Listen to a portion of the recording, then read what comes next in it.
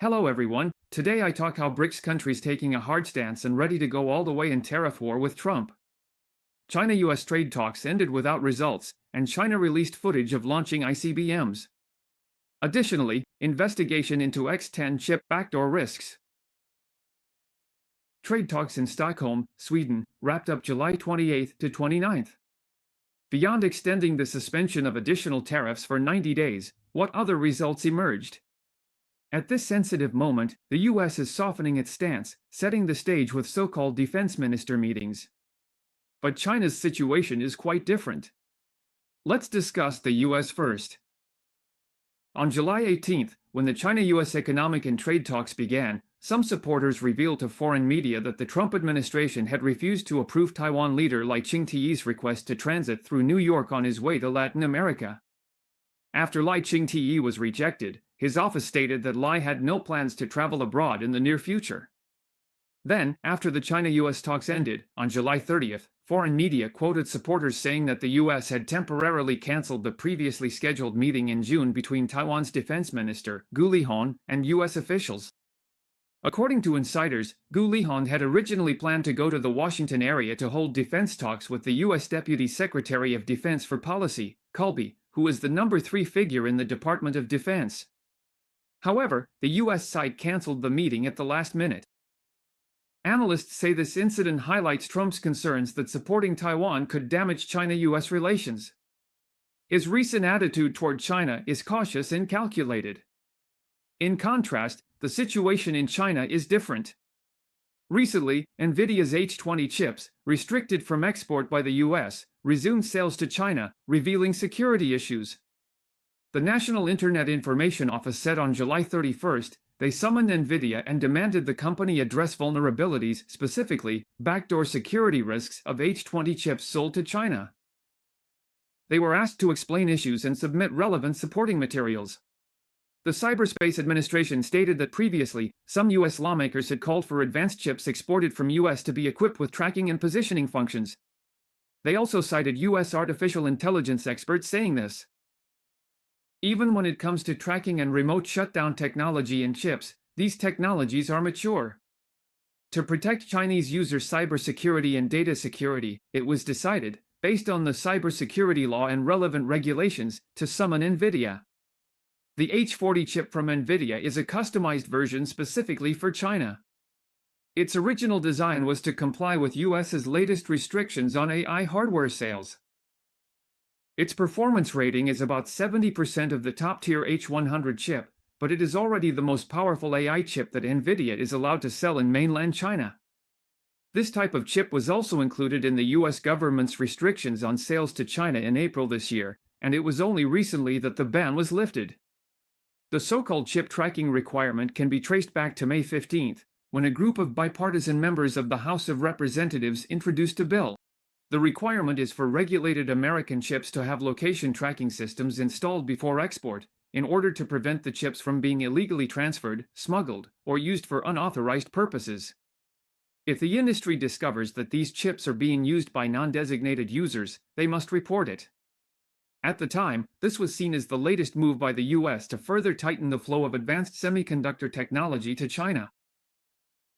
Later, when there was a move to relax the export of X0 chips to China, it was seen as a gesture of goodwill towards China. Now, with China publicly announcing an investigation into whether X40 chips have backdoors, what are the deeper implications? First, it immediately raises concerns about whether H-type chips really have backdoors and whether they can be summoned for questioning and investigation. But there's no need to actually make the findings public, just letting the world know that China is taking this action is already a show of strength. You, as a lawmaker, demand chips be made without backdoors. So I ask, do your chips have backdoors? If they do, I'll clamp down on your chips. Second, if H-type chips are urgently needed with no alternatives, there wouldn't be a public investigation into the backdoor risks of NVIDIA chips. This already proves that Huawei's Ascend and Kunping chips are already equivalent products to H-type chips, and the National Cybersecurity Bureau's inquiry is, in a way, just advertising for Huawei's Ascend chips. In addition, the first-time public release by Jiu Jun of the shocking footage of a 40-week ballistic missile from a year ago is also another show of tough stance. On September 15 last year, the rocket force successfully launched an intercontinental ballistic missile with a training simulation warhead in the Pacific. It landed precisely in the designated area. At the time, China Military Online released several high-definition photos of the missile launch, but no video. Even then, it was rare for the PLA to publicly release launch photos of a new active-duty intercontinental missile, which sparked heated discussion from the outside world. For the first time, footage and behind-the-scenes details of this intercontinental ballistic missile launch revealed. The rocket force mobilizing the missile launch vehicle. As the countdown begins before the missile is launched, rocket force personnel quickly evacuate from the launch vehicle. The intercontinental ballistic missile soars into the sky, and the visuals are stunning. This is the first time footage of an intercontinental ballistic missile launch to an overseas target area made public. A rocket force officer, Zhao Jing, said that after more than 20 years of service, he had experienced 3 backup preparations for missile launches, but this time was finally a real test launch. He said that they must overcome all difficulties to strive for victory. The moment the missile shot out of the launch tube, how far and how accurately this thing flies is a direct reflection of how secure our country and people are. He said our equipment is smarter, so our operational capabilities must upgrade. This big guy, now entrusted to us, must be absolutely reliable, no mistakes. Only when you hand it over to me with complete confidence is it acceptable. Zhao Jing revealed the current situation is more complicated. This launch is tied to the honor of the rocket force, the dignity and confidence of the nation. President Xi demanded the rocket force achieve new breakthroughs in enhancing strategic deterrence, make new progress in improving combat readiness and practical training, and realize new advances in strengthening strategic effectiveness. Zhao Zhang went on to quote President Xi's 3 requirements for the rocket force. First, to achieve new breakthroughs in strategic deterrence capabilities.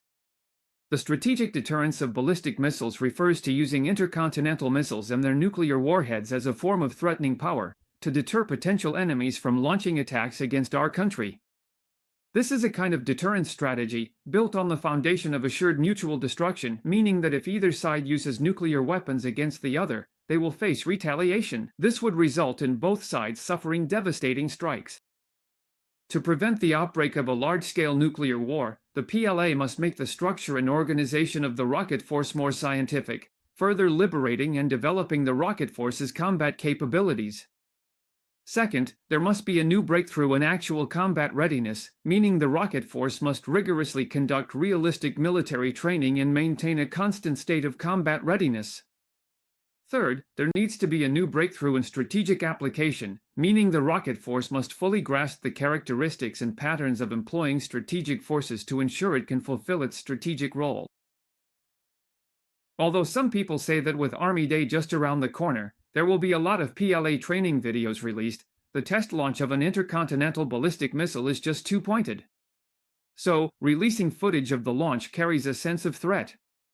Speaking of which, countries around the world have responded differently to Trump's aggressive tariff hikes.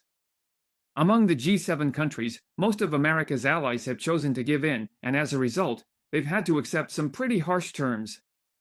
Trump's latest announcement is that he's reached an agreement with South Korea and hasn't yet imposed tariffs on South Korea. Tariffs will be raised by 15%, but the US won't be subject to any. South Korea will fully open its market to American trade, accepting imports of US cars, trucks, agricultural products, and other goods. Additionally, South Korea will provide $300 billion in investment to the US for projects owned and controlled by the US. On top of that, South Korea will purchase $100 billion worth of liquefied natural gas and other energy products. The agreement with South Korea is similar to the one with Japan. Both must invest heavily in the US and buy large amounts of American energy products. But Trump didn't really get anywhere with the BRICS countries. Aside from China, the US couldn't reach an agreement with India. Trump said that starting from day one, he would impose a 25% tariff on Indian products coming into the US, and he also threatened to impose additional penalties on India for buying energy from Russia. Trump said that India's tariffs are among the highest in the world, and that it has the harshest and most objectionable non-monetary trade barriers of any country. India has always refused to open up its agricultural and dairy markets to the US, believing that doing so would devastate its own farming and livestock industries. Trump wasn't polite at all to this Indo-Pacific ally. If talks didn't work out, he'd just slap a 25% tariff on them. As for South Africa, Trump had already announced in his first batch of trade letters on July 7 that starting from August 1, he would impose a 30% tariff on South Africa. There's no sign either side reaching agreement. South Africa preparing response, while Brazil and US going hard at Trump's tariff hikes most severe, but he's keeping card up his sleeve. On July 30th, Trump signed executive order to impose 40% tariff on Brazil, bringing total tariff rate to 50%.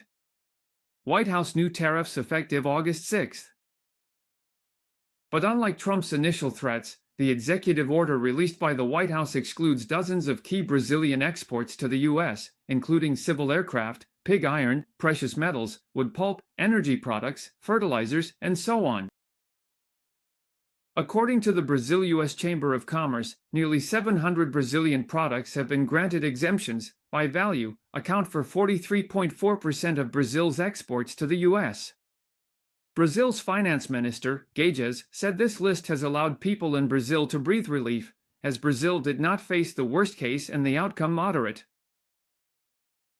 Trump let Brazil off the hook, possibly because Brazil isn't a source of the U.S. trade deficit. In fact, last year the U.S. actually had a trade surplus with Brazil of as much as $8.3 billion, the highest in nearly a decade. So, launching a full-scale trade war against Brazil doesn't seem very advantageous. All in all, BRICS countries are all populous and relatively poor, and they tend to have a stronger sense of struggle. It's not easy for them to give in to the U.S. Although the process might be more complicated, in the end, they might actually secure better trade terms with the U.S. than the G7 allies.